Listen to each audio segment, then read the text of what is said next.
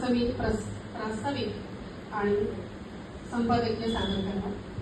सर्वप्रथम सर्व शक्तिदायी देवी अष्टभुजा, आद्य संचालिका वंदनीय मावशी, वंदनीय ताईंना विनम्र अभिवादन करून देवी सरस्वतीला नमस्ते शारदे देवी सरस्वती मती प्रदे वसत्वं मम जिह्वाग्रे सर्व विद्या प्रदान होत अशी प्रार्थना करत मंचावर उपस्थित आजच्या कार्यक्रमाच्या प्रमुख वक्त्या डॉक्टर सौ मृणाल दस्तुरे, माननीय सहप्रांत कार्यवाहिका निलिमाताई पेंढेकर, माझ्या समोर उपस्थित विशेष निमंत्रित अतिथीगण, पश्चिम विभाग प्रमुख बौद्धिक प्रमुख सौ स्मिताताई पत्थरकिने, आमच्या मंडल कार्यवाह सौ माणिकताई पौंडीकर, लिहिते हात आम्हाला सोपविणाऱ्या इथे उपस्थित असणाऱ्या तसेच नसणाऱ्या ज्ञानदर्शा लेखिका आणि माझ्या प्रिय सख्यांना, आजचा हा दिवस उत्सव दिनी करण्यात तुम्हा सगळ्यांचा फार मोठा वाटा आहे। या कार्यक्रमाची पार्श्वभूमी आणि प्रस्तावना सादर करण्यापूर्वी रेशीमबाग निवासी समितीच्या सेविका आणि संस्कार भारतीच्या भूअलंकरण विभागाच्या प्रमुख कुसुमताई मुळे यांच्या स्मृतींना अभिवादन करते। हे वर्ष हस्तलिखित उपक्रमाचं सुवर्ण महोत्सवी वर्ष आहे। जे नवीन आहे त्यांच्यासाठी सांगते आहे, राष्ट्रसेविका समिती हस्तलिखित हा उपक्रम गेले 50 वर्ष राबवते। त्यात सामान्य स्त्रीच्या कलागुणांना वाव मिळत सोबतच वेगवेगळ्या विचारांना चालना मिळावी हा उद्देश असतो। त्यासाठी दरवर्षी 2 विषय दिले जातात। त्यातील पहिल्या विषयावर 60% आणि दुसऱ्या विषयावर 40% असं लेखन अपेक्षित असतं। हस्तलिखित तयार करणं हे शिवधनुष्य पेळणं दिसतं तेवढं सोपं नाही हे कळत असूनही हे काम आम्ही हाती घेतलं। यावर्षी हस्तलिखिताचा विषयच फार नाविन्यपूर्ण होता। हस्तलिखिताला हस्तलिखित आणि सुंदर हस्ताक्षर हा विषय मिळाला। हस्तलिखित म्हणजे काय असू शकतं याचा उलगडा अखिल भारतीय सहकार्यवाहिका माननीय चित्राताई जोशींनी आपल्या पहिल्याच बैठकीत करून दिला। मग नक्की काय काय करायचे याची कल्पना स्पष्ट झाली। पहिली आठवण झाली ती बरेच वर्षांपूर्वी हनुमाननगर विभागातून निघणाऱ्या शारदा या हस्तलिखिताची। या हस्तलिखिताचा आढावा कोणीतरी घ्यावा, कुणी तर जिने तो प्रवास प्रत्यक्ष याची डोळी याची डोळा पाहिलाय त्या म्हणजे संध्याकाळी दंडे। त्या तिकडे ज्या मागे बसल्यात ना तो आमच्या पाठीचा कडा म्हणून तो मागे आहे बरं का। त्यांनी मी तुला सांभाळले। शारदा हस्तलिखित मंडळात पूर्वसंचालिका वंदनीय उषाताई चांडी, मंदाकिनी कुलकर्णी आणि काही सेविका होत्या। त्यातल्या मंदाकिनी कुलकर्णींची सुकन्या म्हणजे संध्याताई दंडे आईच्या पावलावर पाऊल ठेवत या हस्तलिखिताचा अविभाज्य घटक त्या झाल्या। हस्तलिखितासाठी दर महिन्यात ऑनलाईन आणि प्रत्यक्षाच्या बैठकी घेतल्या गेल्या। त्या प्रत्येक बैठकीत काहीतरी नवीन पुढे यायचं आणि प्रवास आणखी आनंदाने व्हायचा। मग जिथे गेले तिथे त्या प्रत्येक ठिकाणी एकच विषय निघत होता। हस्तलिखितासाठी आम्ही जवळजवळ 70 ते 80 जणींना संपर्क केला। त्यात हस्तलिखिताचा जो पहिला भाग हस्तलिखित स्वरूप आणि महत्व, काल आज आणि उद्या, त्यात एकूण 25 लेखिकांनी लेख दिले। त्यात कविता, मुलाखत, कथा असे अनेक साहित्य प्रकार हाताळले गेले। जो दुसरा भाग ऐसी अक्षरे गिळवावी, त्यात कविता आणि लेख मिळून 14 लेखिकांनी आपल्या प्रतिमेला साकार केल्या।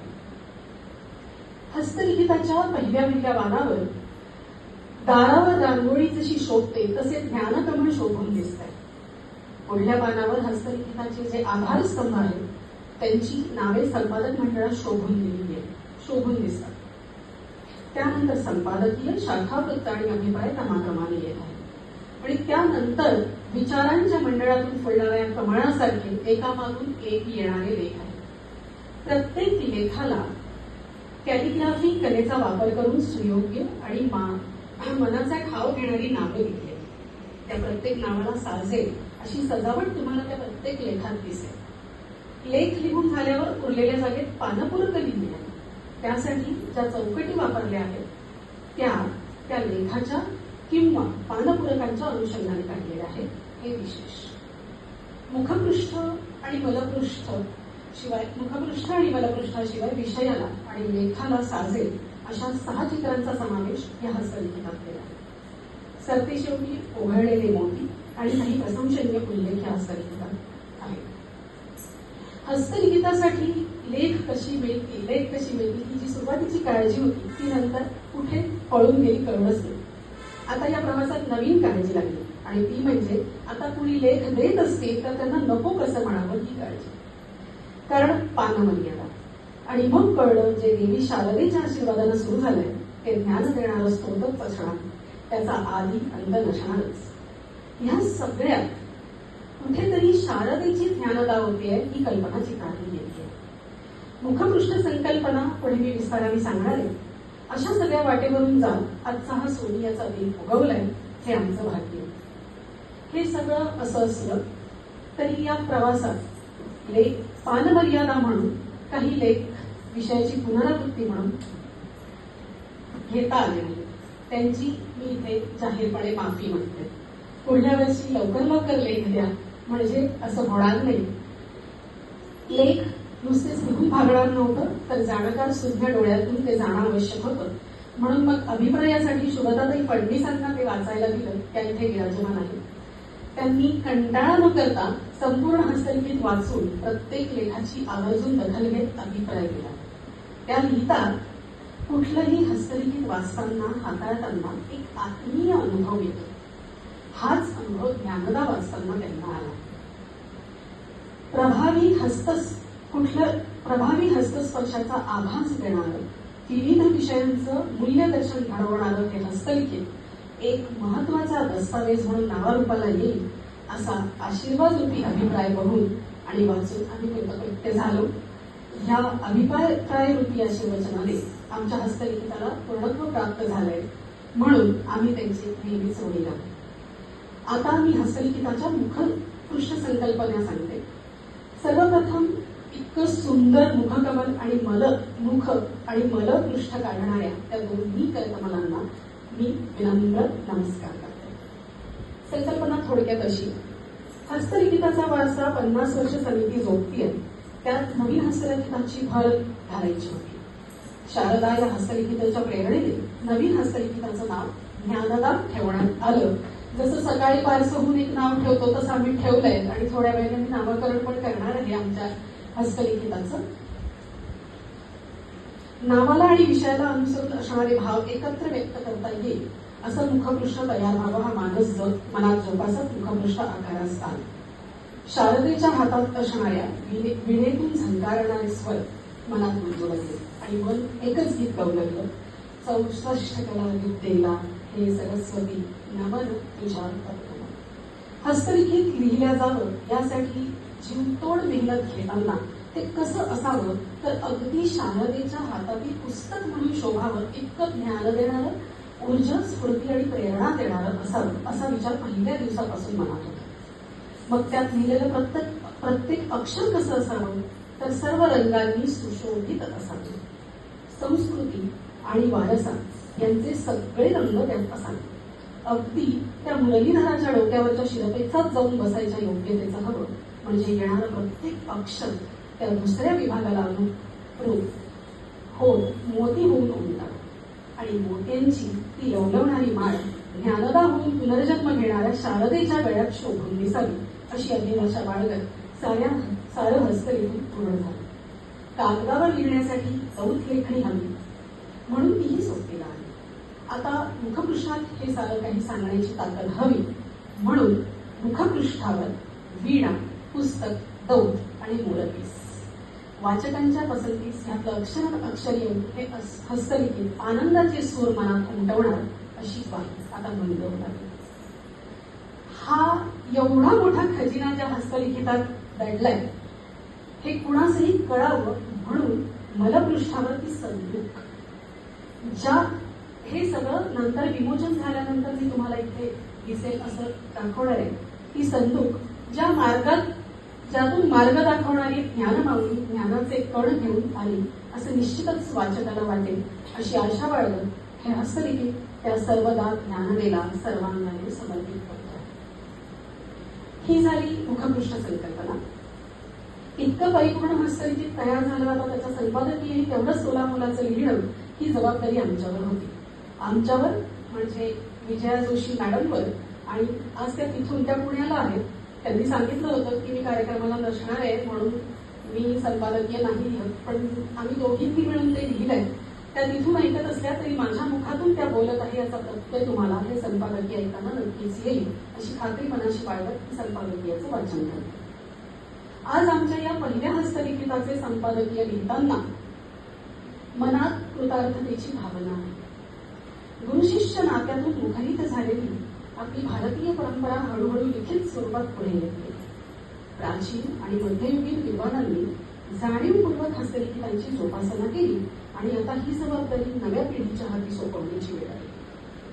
केलेल्या अध्ययनाचे विस्मरण, दैनंदिन आवृत्तीसाठी चक्षुवस्य समोर काहीतरी असण्याची गरज, एका ठिकाणी लिहिले गेलेले ग्रंथ अनेक ठिकाणी उपलब्ध व्हावे म्हणून नकलप्रती म्हणजे कॉपीज हस्तलिखित करण्याची परंपरा सुरू झाली. हस्ताक्षर सुवाच्य असावी या भावनेतून लेखनिकाचा तसेच सुलेखन शास्त्राचा शोध व विकास झाला. शास्त्रशुद्ध नियमबद्ध लेखन, लिपी विकास आणि त्यासंबंधी विचार विमर्श यांनी साहित्यात मौलिक भर घातली. 9व्या-10व्या शतकातील राजशेखर या संस्कृत कवीने आपल्या रचना कशा लिहाव्या, त्याची नकलप्रत कशी करून ठेवावी याचे निर्देश दिले, जे आजही अभ्यासनीय आहे. भारतात सध्या तरी काही कोटींच्या वर हस्तलिखिते आहेत, पण काही लाखांवर हस्तलिखितांचा विध्वंसही झाला आहे. विध्वंस होण्याची मूळ कारणे नैसर्गिक आपत्ती जसे आग, पूर, पडझड इत्यादी, स्वयंप्रेरणा म्हणजे स्वतःला किंवा इतरांना न आवडल्याने जाळणे इत्यादी गुणाढ्य कवीने स्वतःचे लेखन अग्नेय स्वभाव केले. परानुशासन, परकीय आक्रमणे आणि राज्यहक्क तसेच प्रसिद्धी परांमुखता म्हणजे माननीय वंदनीय अहिल्याबाई होळकर यांनी स्वस्तुतीपर ग्रंथ नष्ट केले. अशा प्रमुख 4 कारणांमुळे हस्तलिखितांचा बराचसा साठा नष्ट झाला. पण जे झाले ते झाले. जे आहे तरी वाचावयास हवे, सांभाळायला हवे या भावनेने या हस्तलिखितांची ओळख, जोपासना आणि अध्ययन या दृष्टीने यावर्षी हस्तलिखित लिहिले गेले. राष्ट्रसेविका समितीच्या हस्तलिखिते तयार करण्याचा उपक्रम जो 50 वर्ष सुरू आहे, त्या नागपूर महानगरातनं जी 9 हस्तलिखिते निघतात त्यात एक तरी हातचा यावा अशी इच्छा नागपूर महानगरातनं सहबौद्धिक प्रमुख, तेव्हा त्या सहबौद्धिक प्रमुख होत्या, सौ स्मिताताई पत्थरकिनेनी यांनी बोलून दाखवली आणि लगेच आम्ही कामाला लागलो. इकडनं निर्मात्यांची मनात धाकधूक होतीच, एवढं मोठं शिवधनुष्य पेलायचं आहे, कसं तयार होणार हस्तलिखित. तेव्हा निर्मात्यांची अधिकारवाणी झाली, अगं सगळं जमतं, चला करायला लागलो. आणि मग ही खात्री उराशी बाळगून पहिला शोध सुरू झाला, तो उत्तमोत्तम लेखिकेचा. त्या पाठोपाठ इतिहासाचा वेध घेत पावलं 50 वर्ष मागे गेली आणि आपल्या भागातून निघणाऱ्या शारदा हस्तलिखिताचा आढावा घेत पहिला लेख तयार झाला. पाठोपाठ संपर्क आणि विषयाला आवश्यक बैठकी झाल्या. रेशीमबागला शाखा सोडून ओढं वर्षही नव्हतं झालं आणि हा उपक्रम, पण सेविका भगिनींनी कुठेही कमतरता भासू दिली नाही. आमच्या हस्तलिखितात मुळे शोधताना ही इतिहासकार डॉक्टर प्रवीण योगी यांची मुलाखत, सौ गायत्री मुळे यांची जीर्णोद्धार ही कविता आणि सुलभा भागवत यांची आद्याक्षरी ही कविता आणि अनेक वैविध्यपूर्ण लेख, साऱ्यांचा उल्लेख करणं मला शक्य नाही, या अभिप्रायामध्ये तो आलेला आहे. हे सारे लेख सेविकांच्या मेहनतीचे वैशिष्ट्य दर्शवणारे आहेत. ज्यांना लिहिणं शक्य नव्हतं त्यांनी संपर्क करून मैत्रिणींना प्रोत्साहित करून लेख मिळवले. आता पुढली पायरी आली, हे लेख सुंदर सुवाच्य अक्षरात अचूक मांडणे. त्यासाठी अर्चना सर्वटे पुढे सरसावली आणि सोबतच संपादक असलेल्या विजया जोशी मॅडम यांनी लेखनाचं काम केलं. विषयाला अनुसरून चित्र मिळवण्याची जणू स्पर्धा सुरू झाली आणि संपूर्ण हस्तलिखितात चित्रासोबतच मुखपृष्ठ आणि गलपृष्ठासोबत इतरही चित्र तयार झाले. जणू 9 महिन्यांच्या प्रसव वेदना सहन करून पहिलं बाळ जन्माला आलं आणि तेही पूर्वजन्मीचं सुकृत घेऊनच शारदेची ज्ञानदा झाली. सेविकांना अत्यानंद झाला म्हणून सगळ्या सहकारी मैत्रिणींचं अभिनंदन अभिनंदन अभिनंदन. रेशीमबाग शाखा सुरू होऊन काही महिने उलटले नव्हते तिथपर्यंत संपादकीय झालंय अभिनंदनापर्यंत. आता मी शेवटचं बोलते. रेशीमबाग शाखा सुरू होऊन काही महिने ती उलटले नव्हते आणि ही जबाबदारी तिची अवघी ओळखही अस्तित्वात नव्हती त्या शाखेला वर्षभरानंतर नाव मिळालं वसुंधरा. आणि या वसुंधरेच्या उदरातून अंजनी आणि नंदिनी शाखेच्या सहकार्यातून जन्मास आली ही ज्ञानदा. पूर्वजन्मीच्या शारदेने पुनर्जन्म घेतलाय.